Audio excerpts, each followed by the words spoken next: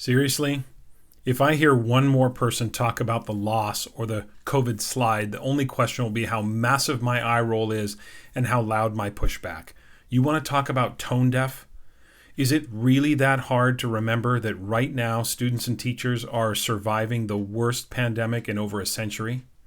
Now listen, I'm not talking about the truly essential skills, basic literacy skills, numeracy skills. But after that, what are we really talking about here? This whole learning loss is an illusion for three reasons. First, the overwhelming message that I've heard throughout the pandemic is how one of the silver linings of COVID is it's forced us to prioritize and decide what truly matters both in terms of learning and assessment evidence, that these conversations were long overdue. So how can we say that, but then think to ourselves, well, when we get back to normal, we have to get them caught up? Those two thoughts are incongruent. Now, either you believe that the standards, outcomes, and goals were all essential, or you believe that we can get an adequate sampling of deep learning without students covering every single standard or every single unit. Now, if you're going to pick a standard and say to me, well, what about this, Tom? Well, look, then you're just being contrarian and argumentative because obviously there are things that matter, truly. But the vast majority of teachers I've interacted with have been able to create deep, rich, engaging learning opportunities for students, especially now that we're more than 10 months in. Now, second, isn't this pandemic stressful enough for students and teachers without having to deal with the whole, oh, by the way, once we're back to normal, you need to make up the last 1 to 2 years of learning loss? These are not widgets. And putting in a little extra overtime is not the answer. Now, if I have any influence over principals, district level leaders, or those working in departments of education or ministries of education, immediately please stop talking about getting caught up, unless we're talking about extraordinary situations for individuals or acute circumstances. Now look, I have talked to many teachers who have told me that they have a few students who've just fallen off the radar, and that despite the collective efforts of everyone in the school, they haven't really been heard from. It's incredibly heartbreaking. And yes, if they're in high school, we may have to help them get caught up to accrue credit toward graduation, or if it's a situation where some fundamental skills are missing, we may have to help them. But there's a reason we call them exceptions to the rule. When people try to argue the exceptions as the norm, then again, you're just being argumentative and contrarian.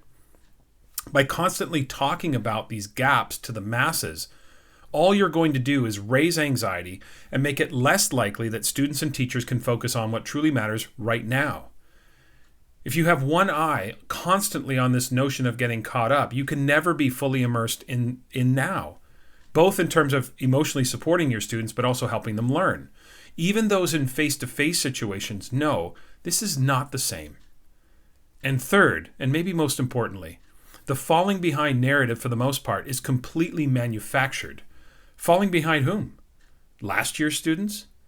Did it ever occur to us that maybe last year's students, or more importantly, the previous years, because of course last year we were dealing with COVID, did it ever occur to us that they did too much? That maybe some of the assessment evidence and some of the learning was redundant? That we didn't need to do as much as we did, and we could have gone deeper, or we didn't need to do it at the pace we did? Are we comparing them to this year's students? Again, this is a global pandemic. Where's this mythological school where everyone is on track? The last time I checked, the standards weren't this third tablet brought down by Moses from Mount Sinai. There will only be gaps if you compare students to previous years and previous norms. And those previous norms bring a whole host of other questions about equity and privilege and Eurocentricity and all the other things we've been talking about. Nothing is going to suck the joy out of learning more than a post-COVID pre-assessment inventory where we identify all the ways in which students are less than when compared to students from previous years. And listen, I'm an assessment guy, and even that bores me to tears. They're falling behind this completely invented scope and sequence that adults created prior to the pandemic. If we just focus on creating the most engaging learning opportunities now, focus on the skills and critical 21st century competencies now, we will serve our learners in ways that rival, maybe even surpass those from previous years. Not completing a favorite unit or topic is not really falling behind. You want to talk about a self-fulfilling prophecy? Just have all the adults sit around telling each other that the students are falling behind. Well, guess what you're going to see? Students falling behind. Honestly, it has to stop. And yes, as I said, there are exceptions to the rule. But for the most part, this is an arbitrary comparison based on a manufactured norm of coverage that was agreed upon prior to the pandemic world. A return to normal does not mean we have to go back to everything we once thought of as normal. Either we find the silver lining to rethink that which is truly essential, or we miss this moment and go back to sacred routines we all believed were sacred only because we kept telling each other they were so.